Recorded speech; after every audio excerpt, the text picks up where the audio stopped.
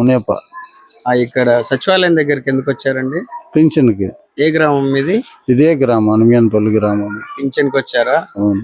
ఇంతకు ముందు పింఛన్ ఇంటికాడ వచ్చేవాళ్ళు కదా, ఇప్పుడు ఇక్కడికి ఎందుకు వచ్చారు? ఇది రావటం లేదు, నేను సచివాలయంలో ఇస్తామన్నారు కాబట్టి ఎందుకు లేటు ఏమి చూస్తామని ముందు ఇంటికాడే ఇస్తా ఉంటారు. ఈ ఒక్క నెల ఇట్లా వచ్చారా లేకపోతే ఇంతకు ముందు కూడా వచ్చారా? ఒక నెల లేకపోతే రోజు అక్కడే ఇంటి దగ్గర ఇచ్చేసేవారు వాలంటీర్.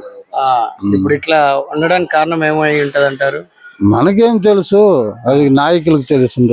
నాయకులకు తెలుసు, మనకేం తెలుసు. ఇప్పుడు ఇంకొక 2-3 నెలలు ఇలాగే ఉంటదంట. సో ఎలా ఉంటది?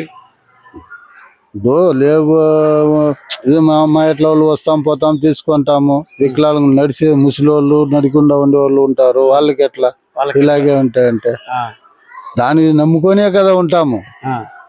అయితే ఈ వాలంటీర్లు ఇంటికి వచ్చి ఇస్తే మంచిదా లేకపోతే ఇక్కడ సచివాలయం దగ్గరకు వచ్చి తీసుకుంటే మంచిదా?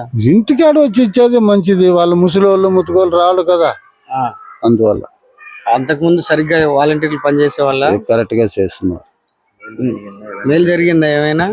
మేలు మా గ్రామం గురించి చెప్పాల్సిన అవసరం లేదు, దీంట్లో ఒకటిలో పర్ఫెక్ట్ గా ఉంది. పర్ఫెక్ట్. అయితే గత ప్రభుత్వం పింఛన్ విషయంలో గత ప్రభుత్వం బాగుందా, ఈ ప్రభుత్వం బాగుందా? అంతవరకు నాకు తెలియదు. ఈ ప్రభుత్వమో నాకు పింఛన్ వస్తా ఉంది, ఇంతవరకు తెలుసు. సరే, మీ నియోజకవర్గంలో ఎవరెవరు నిలబడుతున్నారు? అదంతా మనకు అవసరం లేదు, మాకు తెలుసుకునేది లేదు. ఈసారి ఎవరు సీఎం అయితే బాగుంటుంది? వాళ్ళ దేవుడి నిర్ణయం.